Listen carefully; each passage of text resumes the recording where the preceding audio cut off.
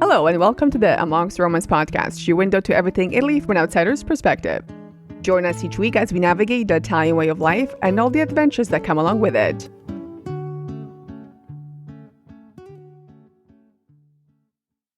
Do you know how many abandoned towns there are in Italy? I'm going to say probably a lot, like hundreds? It's more like thousands. Really? Yeah. That's crazy. I was looking at whether the abandoned towns are unique to Italy. Apparently they're not, but I think Italy has a really big concentration of them, like you said, thousands. That's quite a bit when you consider how many towns that really is. Now, what do you think is the main reason that there's so many abandoned towns? I would probably say the natural disasters. Italy seems to have a lot of earthquakes, right? So earthquakes would definitely be one of the main reasons. And when you think about all these abandoned towns, they usually are sort of in the mountains, right? They're high up and they're really old. So when an earthquake comes, that's really difficult to preserve. And again, because they're such old buildings, they are unsafe. So I guess eventually people have to leave. Yeah, that's probably one of the biggest reasons, right? Italy's prone to earthquakes, as everyone knows, unfortunately. I know the last major earthquake, well, there were a couple recent ones in, the last several decades. I remember the 1980-81 earthquake where this region in Campania was pretty close to decimated. There was a lot of damage, many deaths involved. I remember coming later in the 80s and visiting some of these homes that were left abandoned, even in the town here, where my grandfather would go and maybe take some old kitchen out, because they wanted to put it into a different house or something like that, or, retrieve something from the property. And you can actually see how, some of these homes were starting to grow grass inside, which is kind of weird to see inside of a home, right? I think a lot of them also suffered during the war and they just didn't bother rebuilding it. After the war, Italy, like many other countries in Europe, the economy was pretty bad. So I think a lot of people were just, instead of fixing things up, it was just easier to leave and start somewhere else. That's why I think you have so many of these abandoned villages, because they're not huge towns. They're villages, right? They're small, sort of few hundred, maybe a few thousand people living in them at the most at any time. So it's probably one of the reasons that they are abandoned, because it was just easier to just leave and start somewhere else than it was to rebuild and try to, make it work. Many of the towns on the list have been probably abandoned because it's just too much work to revitalize. It just makes sense to build a new town from scratch elsewhere, closer to better infrastructure and stuff like that. And of course, old age is a huge problem here. Italy is probably one of the oldest populations in the world, right? And it's only gotten worse over time. And then also the fact that since the economic decline after the war, wages have been pretty stagnant. So a lot of the younger people would leave and go to other countries for work. You might be wondering why we're talking about these abandoned villages, and there is a reason for it. We actually went to one not too long ago, and that's why I thought might be a good topic. So I did some research online, and I found a whole bunch of videos which are interesting. Some of them are just people visiting these villages, and honestly, a lot of it makes me really sad because they go into, I mean, technically they probably shouldn't because A, it's dangerous, but also B, you're trespassing. So anyway, they film all these excursions and it's very sad because you see someone's house that was, they lived in probably for quite a few generations, and you have things are just there. So what happened was, like you have a regular day and all of a sudden you have to get up and leave and never come back. There was one I remember seeing, which was a kitchen, and there's a table, and it looked like somebody was sitting there playing cards. So there's a bunch of cards. There is a bottle of wine with some wine in it, a few glasses. It just looked like somebody was there a few minutes ago playing cards and just got up for a second and just never came back. So to me, a lot of these places are just very sad. They're very, I don't know, just for some reason they make me sad. And I don't know if I necessarily want to go visit all of them. I definitely wouldn't want to go inside and see the remnants of people's lives. But I think the villages themselves are fascinating. What do you think? I find it pretty interesting. I know it's kind of odd seeing those type of backgrounds when you visit many of these older villages, and even going inside and taking a look at how it was left behind. Many people didn't really care. They just picked up and left. There was no point in cleaning up before leaving, right? So it's actually pretty cool to see how it was left. It's almost like frozen in time, right? And we'll probably talk about one of the places that we visited later on, but it was pretty cool to see how they kind of dedicated certain mementos in the streets to see when you walk by, right? So we'll probably discuss that a little bit later. Part of me thinks, why didn't these people go back and get their things? Like, you have family photos, you have heirlooms, and I guess maybe at the time it was too dangerous to go back inside, or maybe something happened to them. It's kind of sad when you think about it. I understand the curiosity of it, because I'm kind of curious too, but I just think it's different watching it through a screen than actually being in there. You know what I mean? Like walking into someone's house when you just feel like they've left. It's a very eerie feeling. I was thinking about Pompeii and how that happened. And again, it's the same idea now, like over 2,000 years later, we're digging up all these forgotten villas and people who live there. And it was just like any other day, right? Like they were sitting, doing work, going to school, maybe working, and then the disaster happens. A lot of the things they're finding now in Pompeii, which includes stuff at the store or the things you had as you were working, remnants of food. And it's so fascinating to us. And it's just kind of weird. Like, I think the comparison between these abandoned towns and Pompeii is very stark for me, because Pompeii was a natural disaster, and some of these are also affected by natural disasters. Yeah, I think you'll find the common theme kind of with the list of places or towns. Unfortunately, many of these towns are based in southern Italy. There hasn't been a whole lot of investment. There is a common theme where many of these abandoned towns are in southern Italy. Now, before we get into the individual towns, they do have some commonalities between them. So, of course, yes, they've been abandoned. But when you look at them all together, they do have some commonalities. A lot of them are pretty old. So some of them are medieval, some of them are even older. Again, think of not the architecture we use today, like anti-earthquake, right? They don't have that. A lot of them are in very isolated areas, on hills, on mountaintops, like sort of in the valleys. A lot of them are very picturesque. And I think that's what really the appeal is of, well, I guess for some people, the appeal is going to see the abandoned insides or the abandoned buildings. But another part of it is a lot of these places have really stunning views because they are in the middle of nowhere, or they're very remote. I think there is an effort, not all of them because of safety issues, but I think some of them, you see more effort into integrating an educational component. So you have a lot of maybe artistic outlets, so that sometimes they do tours, sometimes they do artist events. I don't think a lot of these are going to ever be rebuilt and repopulated. I just think it's for safety. It doesn't make any sense. Again, if the house is old, it's been there for centuries, and there's a crack in the wall from the earthquake, you can't really fix that because it's thousands years old. So I don't think they're going to do that. But I think when you look at them in a totality of them, I think they're all very picturesque. Yeah, and I think, starting with the first place on our list of famous ghost towns is actually one of the most famous ghost towns, and it's based in Basilicata. It's the town of Craco. It was abandoned in the early 1960s, I believe, due to a series of landslides that occurred back then. It's a medieval town, just like many places in southern Italy.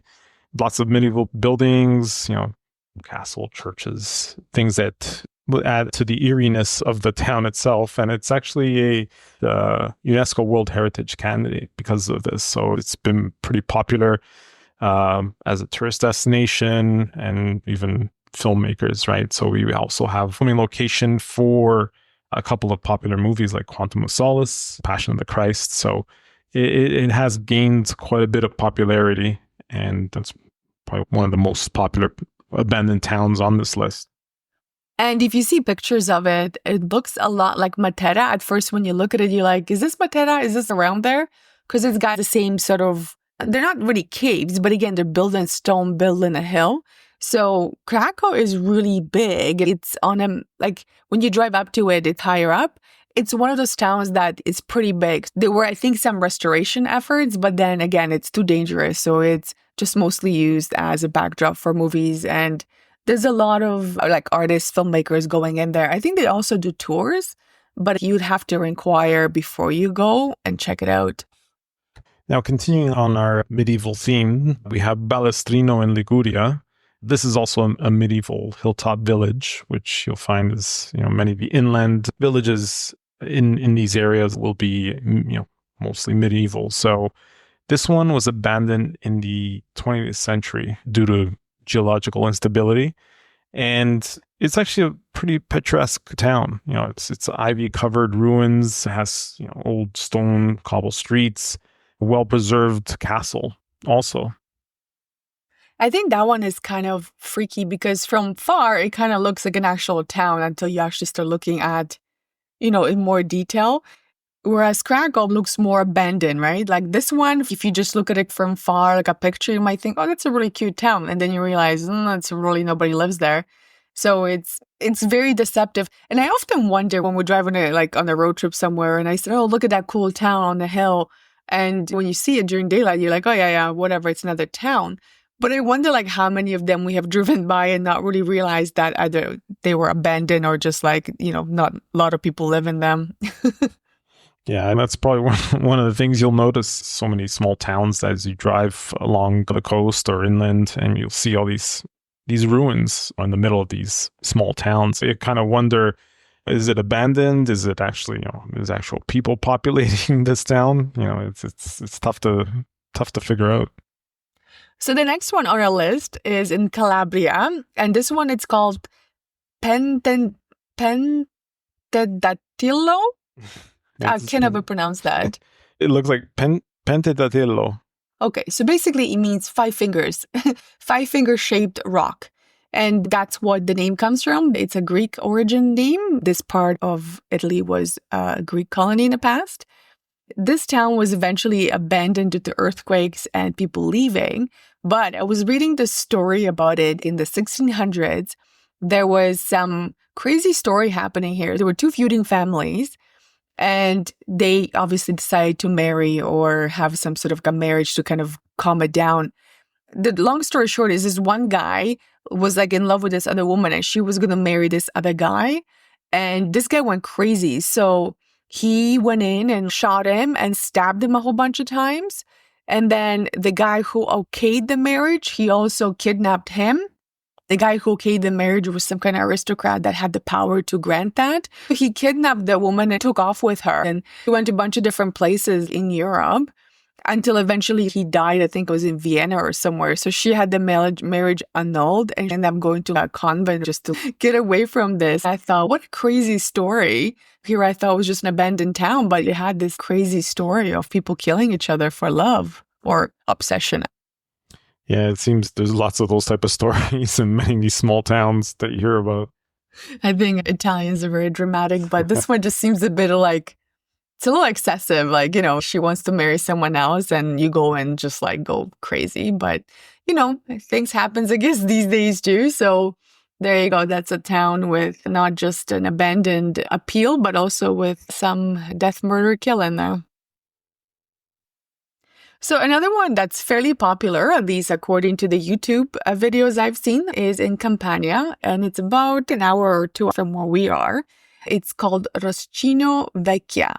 Vecchia means old. So it's another one of those towns where people have moved out into a new town, probably called Roscigno Nuovo, which is a new version of the town. This one was abandoned in the early 20th century, and this time it was due to landslides. Unlike many abandoned towns, this one remains largely unchanged, so it's almost like an open-air museum. There is this one guy who lives in there, which is a bit crazy. So the video I saw, these guys went in there and he comes out. He kind of looks like Santa, kind of on his off day. He's got this red getup and he's got this beard. And he lives in like, I don't know, it's like when you think of people who are squatters and they live sort of like hoarders, that's kind of how he lives. It's very bizarre. And he's apparently welcome to visitors, people who come and see him. If they offer to take him somewhere, like there's a coffee shop nearby in the newer part, then he goes and I guess they know him. So he goes, they get him a coffee, some cigarettes, and he's happy. But it's such a crazy concept to me to live in an abandoned town. Yeah, I guess this town has its own greeter. Yeah, but it's really crazy to me that you would have someone living in a town and he's elderly, this man. So it's not like, he has access to it. What if something happened to him? Like, what if something, he had a heart attack or he fell or something? There's no one there to help. I guess in this town, people know he lives there, so they might check on him, but that's not guaranteed either. So it's really crazy to see that. Yeah, unfortunately, it's one of the things you'll probably see. And I think we saw this in a documentary of some towns in southern Italy where there was a woman that refused to leave the town and just live there. And she had some help come by every once in a while to tend the land that she had. Some people just refused to leave their home because that's all they've known. The one that we saw, I'm trying to remember the name of it, which one it was on the list. That lady she didn't come from there. She came from somewhere else and she decided to just stay and live there. And she really liked it, which is fine. Occasionally, she has these artists that come and stay with her. I think I was reading one article when she was saying she's getting a lot of people reaching out to her and it makes her uncomfortable because she doesn't want it to change. The other guy kind of likes people coming in. He enjoys talking to them and being friendly. It's not to say she's unfriendly, but I just think she doesn't want this kind of fame or this attraction to change the way she lives. I just find it really interesting that somebody would willingly go to a town and live there.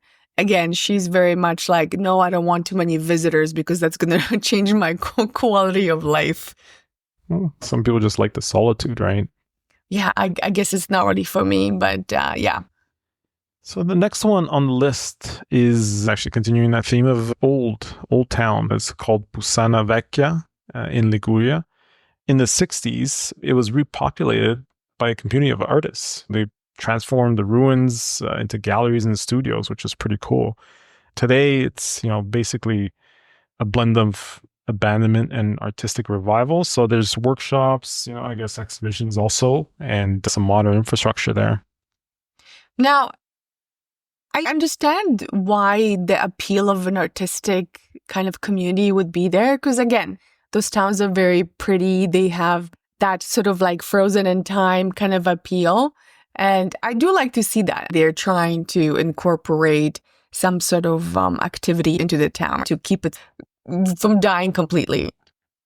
I think a lot of places are kind of implementing things like that, right? Or even, having festivals at these abandoned towns, trying to revitalize it somewhat or keep things alive a little bit, or just, I guess, have people visit. Now, the next town is quite interesting, actually. It's in Lazio, called Civita di Bagnoregio, and it's known as the Dying City. So it's La Città che muore. It's actually a pretty interesting looking town. It's not fully abandoned. It's partially populated still. There's actually a really cool entrance, a walkway that you walk towards, and you have this picturesque castle and old town surrounding it. So it's actually really beautiful. This one has spectacular views, and you cannot actually drive to the city. So it's only, like you said, accessible through this bridge. You have to park your car and they charge a couple euros to walk across and visit the town. It really looks even more unreal because this one is on top of a hill. So there's nothing surrounding it. And you have to walk through this bridge, which looks very spectacular. It's something truly out of like a postcard or some kind of like story because it's both picturesque and unique in that aspect. Yeah, I think this is what's interesting about this town. Probably the most upkept town on the list of abandoned towns. It does have a handful of residents still living in it. The buildings and the roads are kind of still preserved for the tourism. I think it's a wonderful idea. They should probably try and do the same thing to some of the other towns on this list. So the next one is San Severino di Centola. A few years ago, we visited, and this one is a really small settlement. It's in a really beautiful surrounding. I remember the views from there were just spectacular. This was a medieval village. It's not very big. Like comparing to the other cities on this list, I think this one is pretty small. And they didn't have too many buildings left over. There was some sort of like church, there was some structures, but the actual site itself is not as large as some of the other ones. This one was abandoned in the early 20th century. Again, economic hardship, depopulation. People ended up leaving, going somewhere else. So you do have, a bit of a mix of buildings, churches, a partial castle ruins, and some apartments. I think this one was pretty cute. This one you can just go up to. You don't really have to spend a lot of time there. The views are pretty nice. And if you are in that area, if you're going to the coast to the beach, it's always good to explore this one. I think that this was the town we visited while we were on our beach getaway. I know we spent a good part of the day there and we trekked up to see the remnants of that town. It was actually very well intact, somewhat for an abandoned town, which was pretty cool. So now let's talk about the one that we went to just recently, because this one to me I could not wrap my head around this one. So I've seen YouTube videos of people who have gone there and they are there during the day. And obviously it's not winter. It was like summer or something. And I saw two different ones. One was these two guys just walking into buildings. The other two guys found someone who used to live there. Anyway, this one's called Apice Vecchio. And there are a couple reasons why this one is fascinating. So again, it's an abandoned town. Everybody knows it's an abandoned town. But they have a castle. The castle is renovated. And they have a handful of restaurants that are, if you don't have a reservation, you're not able to just walk up and have dinner. It's bizarre that you have like a town that's abandoned. No one lives there. But yet there's a portion of it where obviously you have electricity. You must have water hookup because they have restaurants. They have to wash the dishes and they have to have a bathroom. But the rest of it is like no one lives there. And that's the one you said we really enjoyed seeing. They have like plaques of pictures that would take pictures from the past before the people left. And you see the streets with like, a snapshot of life at whatever in the 60s with people there. Yeah, this one was pretty interesting to me.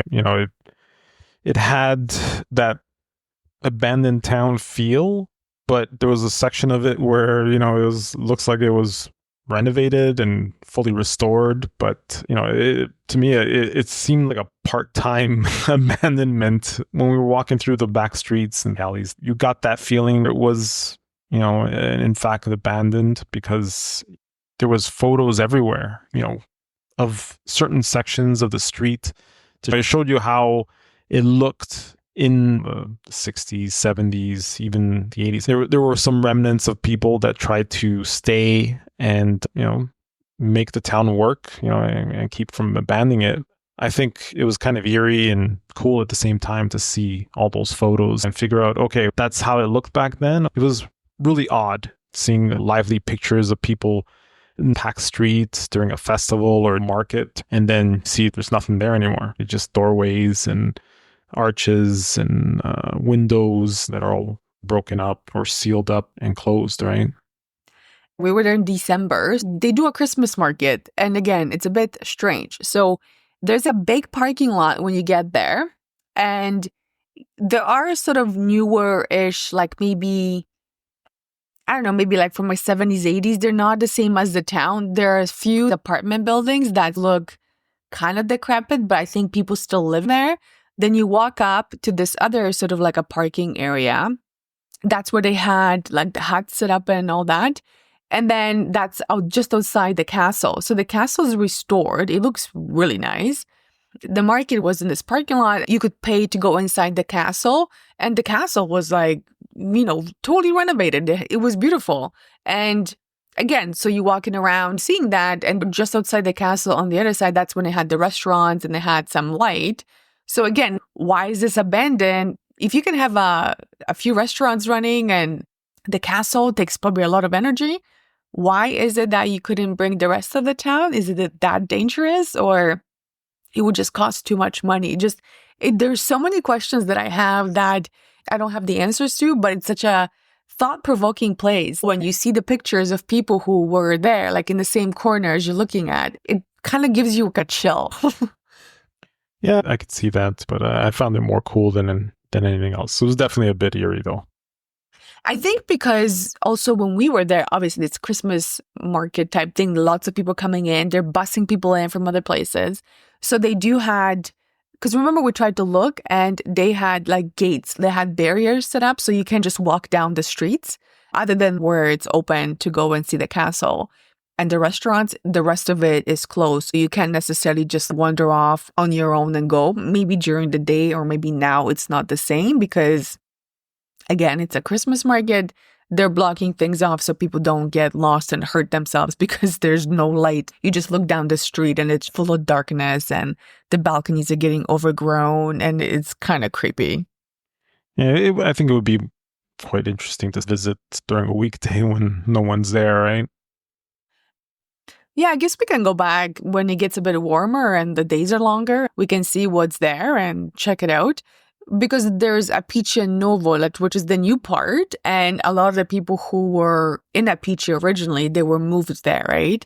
I think in this situation, they were all forced to move just because the earthquakes that happened were pretty dangerous. You're looking at something that's been, you grew up there, your family for generations has grown up there. Now you have to just like pick up and move, and it was probably traumatic for a lot of people. I can definitely see that. Being a resident in the town and having to be forced out of where you live, it's gotta grind. Now, let me ask you this. This town that we live in, there was an earthquake here in the 80s, and you said that it was pretty bad, right? Do you think this town could have had the same fate? Like, if the earthquake was worse or they didn't want to rebuild, do you think this town could have been abandoned as well? It depends. It would have depended on how much damage, right? They did take quite a bit of damage where everyone had to, at night, they couldn't sleep in the homes. So they set up a bunch of trailers just outside of the town.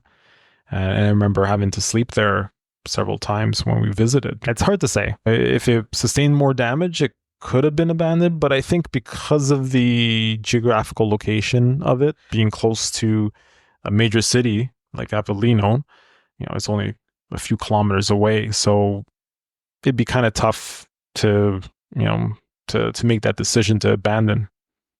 Yeah, I guess that's a good point. We are not so remote that it would have been easier to just leave it, right? Because a lot of people drive through the town to get to other towns. Yeah, I guess that's why we're still here and have a place to live.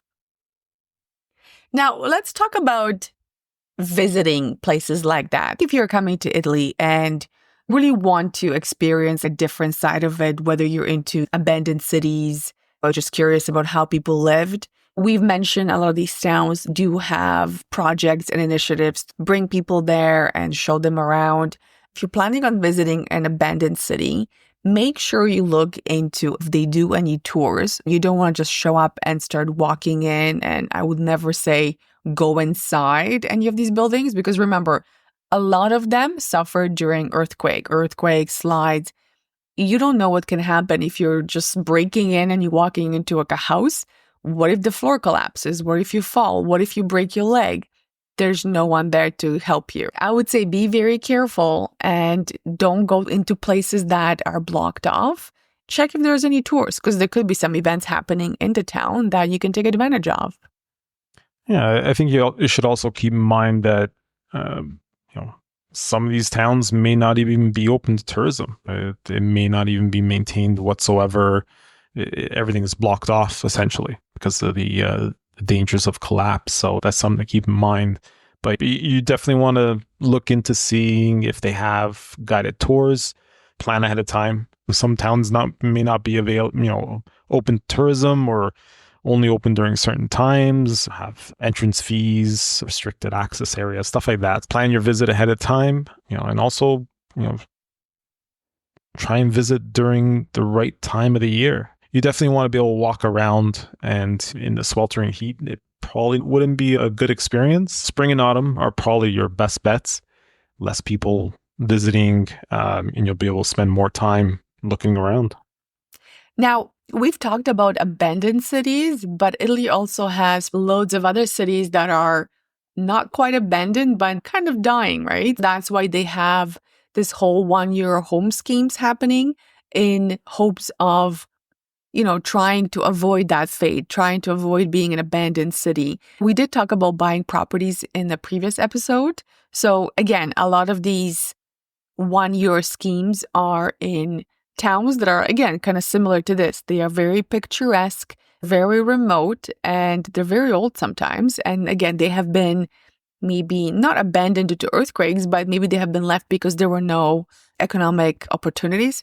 So if you're looking at buying a place like that, I would say go there first, because you don't want to be a person who buys a property in a town and has no resources, no running water, nobody to come and help you, especially if you don't speak Italian. I would say go there first before you decide to buy. Yeah, there's definitely a lot of work involved with many of these properties. I would definitely do my homework. I personally wouldn't be going out of my way to purchase one of these 1 euro homes, because I've experienced how things work here. There's so much red tape, and it's super difficult to find people to even carry out the work. Always keep that in mind. If you've fallen in love with this town, make sure you have a lot of money set aside. Yeah, that's a good point. I'm going to leave the link to show notes where we'll give you some more information about these towns. And if you want to come and visit them, you'll be able to find them. Another tip I would say is if you are going outside of the big cities, you're traveling in the countryside, ask the locals. They might know if there's any other towns that are sort of abandoned or almost abandoned that you can check out. Because, with thousands of them across the country, you're probably going to find some that are not that well known, and that makes it even more interesting to add to your Italian trip. So if your thing is to visit unpopulated or abandoned towns and areas, this is definitely something you would want to look into and plan a trip around. And if you decide to visit any of them, do let us know. We'd love to hear from you.